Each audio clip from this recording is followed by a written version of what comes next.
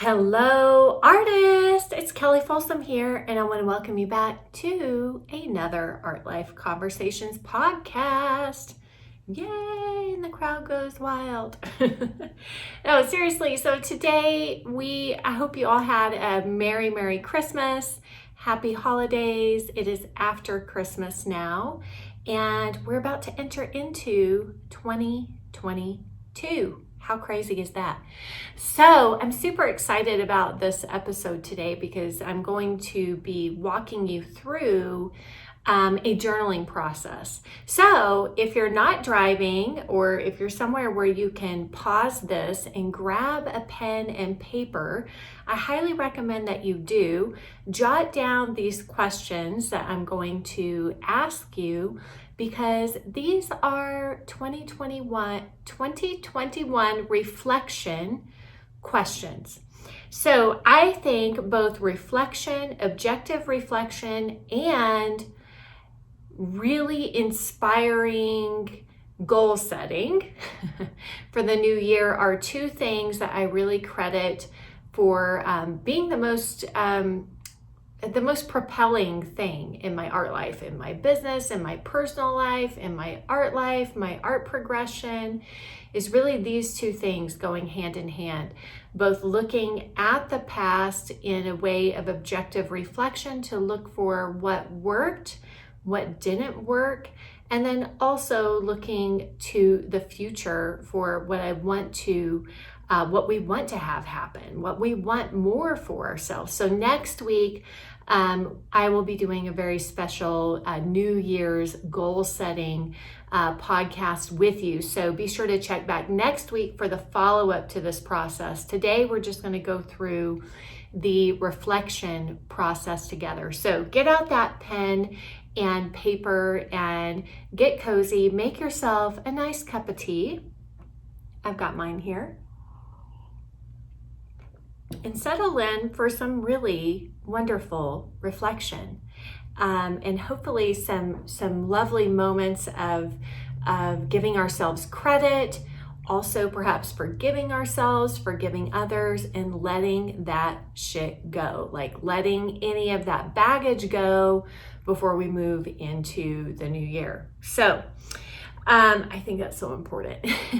Let's not take any of that baggage with us, right? Let's let that shit go. So get a pen, get a piece of paper, open up your journal, and I'm just going to start with like the first question. The first question is, what really lit you up this year? And, sometimes it might be helpful to kind of go back through your phone, through photos that you've taken.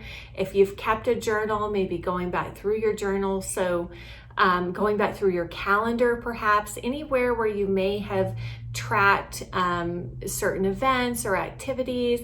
I always find that the photos on my phone are a really helpful way for me to remember, especially the things that really lit me up. I mean, we don't tend to photograph the things that were, disasters in our life that year or big letdowns or anything like that. Those things actually tend to stick with us for some reason a little bit more. Like for most of us, we tend to remember those downtimes better because they were so hard and they were such an emotional struggle. But I find like for some reason we tend to forget the things that were wins or that were really exciting or really big breakthroughs, things that really lit us up, really gave us energy. So really take the time to think back through and note down anything that really lit you up this year, that was really a highlight for you, right?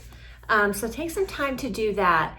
And then this next question might actually tie into that, but it might not, because sometimes things that really lit us up, maybe maybe time with friends and family or a special trip with our partner, perhaps learning a foreign language or growing in some way.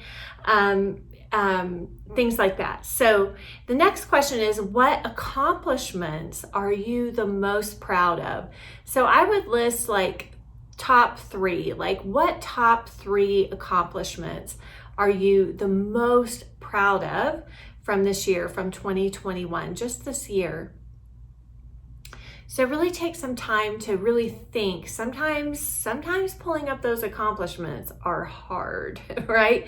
Again, for some reason we tend to catalog those hard knocks and those emotional setbacks a little bit more than we do those big accomplishments or big breakthroughs. So what did you do this year that you were really proud of? The top 1 to 3 things that you're really proud of yourself for. Like you've really pushed yourself, you've really stretched yourself, you really grew in this area, like you really applied yourself, right? You really achieved something that you set your mind to this year. And if you don't have anything, if you just can't come up with anything, well, that's going to tie into some of our following questions, which are not so happy and positive, right? Okay, so the next question is, once you document, what really lit you up, what were major highlights for you that really lit you up, that were really exciting for you, what accomplishments are you most proud of? Next is, what drained you in a negative way? What people, right? What people drained you? What circumstances, what situations really drained you? And when I say drained you, I mean like in a negative, like energy way. It really just took the wind out of your sails. Now, this could be something that you did to yourself, like maybe being too hard on yourself this year, being too self-critical, not eating well, not exercising well, perhaps drinking too much, perhaps. It could be any of these kinds of things. It could also be things that happen to you, like maybe a health issue that happened, maybe conflict in your marriage or your family or friendships, anything like that really was like a major drain. Again, I would do like 1 to 3. I would probably, not go any more than 3, but like the top 3 things whenever you look back that were just really super freaking hard and really drained the life out of you, really drained the energy out of you. I can think of one thing in my life this year that was really hard for me and really took me down, so and you might be thinking like, oh gosh, well, why do we want to bring that up? Why do we want to think about that? And the reason why is because some of these things we actually do have control over. Some of them, of course, we might not, depending on like perhaps health issues or things like that. But for example, like if you have a friend in your life that's just, they've really become like an energy vampires, as they say, lots of drama, or a family member that's like tons of drama, conflict, always like this negative energy. Those are things that we really want to look at. Do we want to keep investing time and energy in those things? Do we want to keep listening to our inner critic if it's your own inner critic, right? Like, do we really want to keep these people around, these voices around, these situations and circumstances? If you're not taking care of yourself physically, recognizing that, being objective and honest about that, not beating ourselves up, but just saying like, you know what, like I know I would have so much more physical and mental energy if I stopped doing this, right? And I started doing this. So that's why it's important to really look at like what drains you in a negative way. And then I would also look at like what contributed the most positivity and energy to you this year. What was the most positive contribution for you? And of course, this can be a wide variety of things, So for me, working through some childhood trauma, personally this year with therapists was one of the most positive contributions to my life. And it wasn't fun to work through that stuff. It wasn't easy to work through it. It was actually hard work, but the return on that investment was I mean, that is going to pay off for me for the rest of my life, So I really dug in deep to try to get to the root of a lot of these childhood traumas that still were showing up in my life.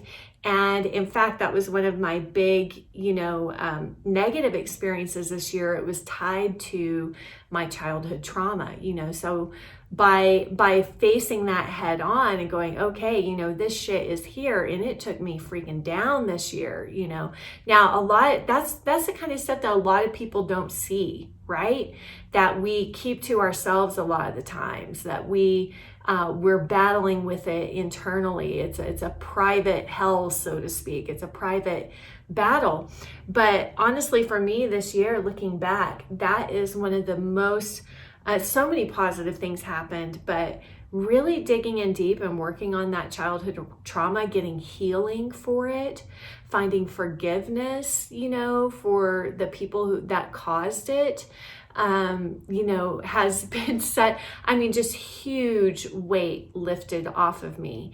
And so on that note, I have to say, if you do feel like you are suffering, with childhood trauma, PTSD, things like that, or just feel like you need to work with a life coach or work with a therapist, please do that for yourself. I cannot recommend it enough. It's been the biggest turnaround for me this year. And I thought that I had really dealt with a lot of this stuff, but it came back up in such a powerful way for me this year and kind of bit me in the ass so hard, that I was like, okay, I'm going to get some help for this. I'm going to, see what I can do about this, So look at that. That's just my own personal example. You might have something maybe not quite that heavy or not quite that serious, but maybe you went on a special retreat. Maybe it was an art retreat. Maybe you signed up for a class, or maybe you worked with, say an art coach or business coach or a life coach or a mentor, somebody that really contributed a lot of positivity to your life this year.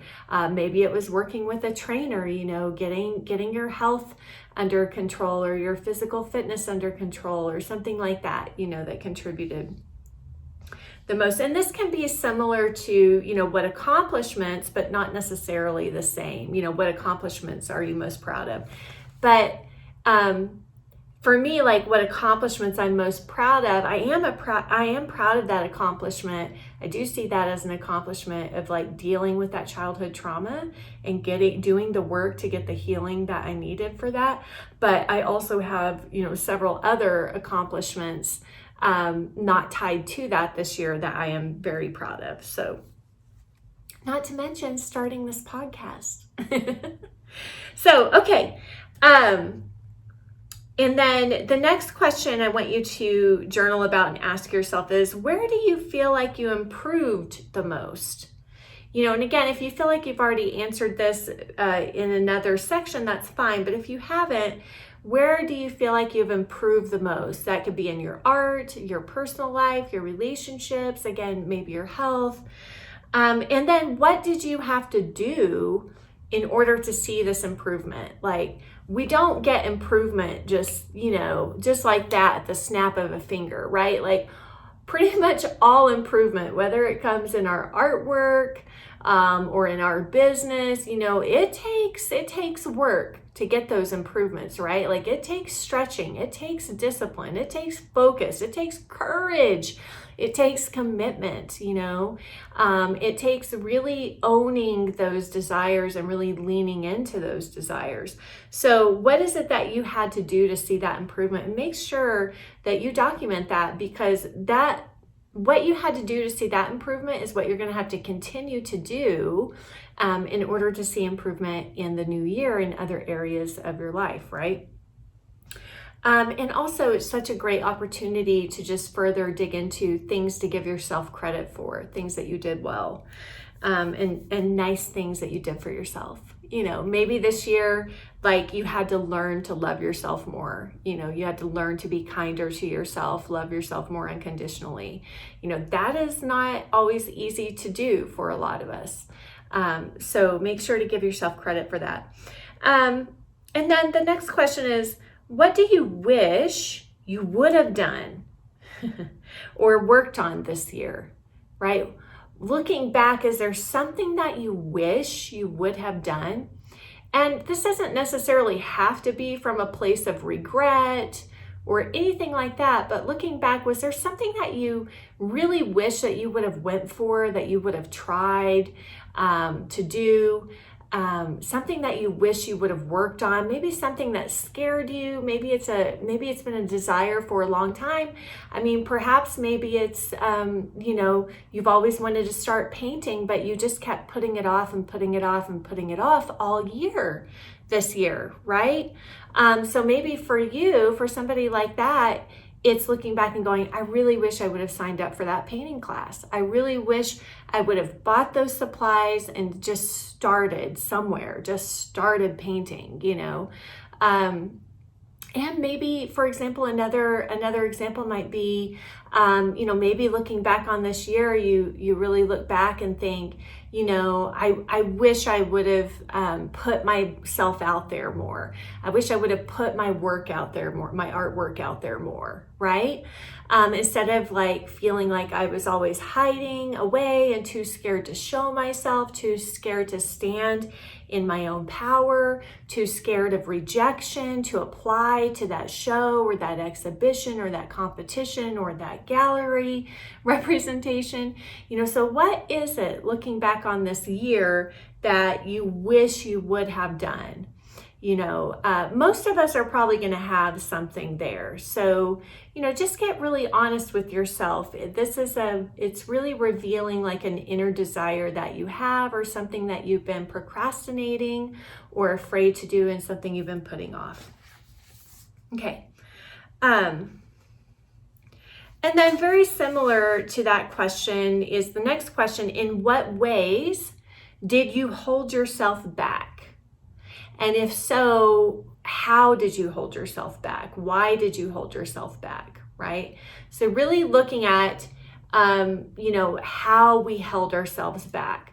Was there some obstacle or something you didn't really want to deal with or face? A weakness perhaps that really held you back? Something that you need to really build up the courage to face and start dealing with. Maybe you are super cheap, right? And you don't want to let go of money, and you value keeping money too much. You value your money over your time, or you value your money over your education and investment in yourself, right? So that would be kind of an example of how you might maybe have held yourself back. And I think that this is such a good question, because at the end of the day, we have to take 100% responsibility for our own lives and for our own progress and the results that we're getting in our lives. It's nobody else's fault, right? Like, it's on us. It's on our shoulders, right? So we really have to be honest and take that responsibility of in what ways did I hold myself back? And if so, how and why, so a lot of times fears come up and we give into those fears. Perhaps maybe you have a ton of money blocks, and so you won't invest money into things that will actually help you produce more money and produce more success, right? And so that could be something that I know that's something I'm using that example because that's something in my past that has really held me back, and I've had to learn to overcome that. And I have learned the lesson. I have seen, like, yes, money is important, and guess what? I have enough of it, but my time is more valuable than the money I'm spending. So if I can ever value time over money, that is constantly what I'm trying to do. How can I use my time more effectively, more efficiently? And so if I have to let go of money to get more time, I'm definitely going to do that at this point. And in the past, I would really be super scared, to sign up for courses. I remember one of the first courses I signed up for, even though I had paid $100,000, but it was like all in debt, it was all in student loan debt. even though I had paid $100,000 in student loan debt, to get a degree, I would still like overanalyze all these like different courses that I actually needed to take in order to improve my art business and, get better on that side of things, or still to improve my art. I remember one of the first courses I signed up for, it was $180. And you guys, I mulled over that $180 so long. I did not want to let go of that $180, but I did, and it paid off enormously. Then the next course I signed up for was $2,000. And at the time I was like, oh my God, this is so much money. I can't believe I'm doing this. And you know what? That return on that investment was so great, so it was so worth the $2,000. I made my money back so fast. So I've definitely learned that lesson when it comes to money. But for you, it might not be money. It might be something totally different. So really just look and be curious. And this isn't about like getting into judgment or getting into shame, but just, on ourselves, getting down on ourselves, but really just being curious, like, how was there any ways that I held myself back? Like, I'm willing to be shown that. I'm willing to look at that. And I'm curious as to why, why is that? Why was I afraid to do that thing? Why was I afraid to invest in that? Whether it was time or energy or effort, sometimes investing effort is a huge deal to us, so why was that? Was I afraid of failure? Was I afraid of looking foolish? Was I afraid of rejection? So really just being curious about it. And then next week we'll go more into this, but I think this is such a great question because at this point you've done all of this amazing, open, honest, vulnerable reflection. You've given yourself credit for all the great things, and you've also been really honest about areas that you could have improved in, areas that you could have grown more and moved forward more. So moving forward into 2022, into this next year, what is it that you want to continue doing? And if you want to refresh, go back through and look at the your answers to all the prior questions, most likely your answer is in there. Usually it's in those things that really lit you up, that were really exciting to you. What is it that you want to continue doing and you want to do more of it? Maybe that is you want to paint more. I made a ton of progress in my painting this year. So next year I want to paint more. Maybe it's progress in your business. So you want to do more of that this year. Maybe you got to do some traveling, which I know most of us are still not doing a lot of traveling, right? But maybe those were some of the highlights and you do want to do more of that this year. Okay, what is it that you want? Is there anything you want to start doing? Okay, is there anything that you want to start doing? And this might tie into in what ways did you hold yourself back?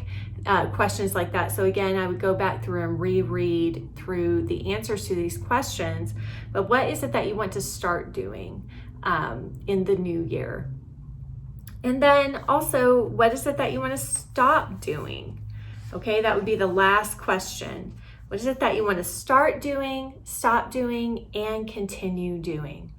So stop doing, this would probably be tied into things that drained you in a negative way, whether that is yourself draining yourself in a negative way or external people and circumstances that you allowed into your life that drained you.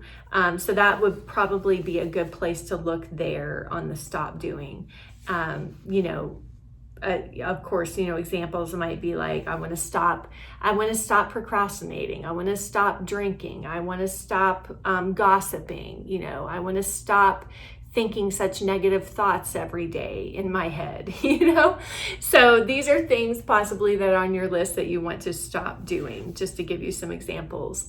And of course, the opposites of those could be the things that you want to start doing. I want to start, thinking more positively about myself. I want to start taking better care of myself, feeding myself better, clothing myself better, treating myself to nicer things perhaps. If you're really, really stingy with yourself, maybe you're somebody that's super generous to everybody else, but you're never generous to yourself, things like that, might be some examples of what you might want to start doing.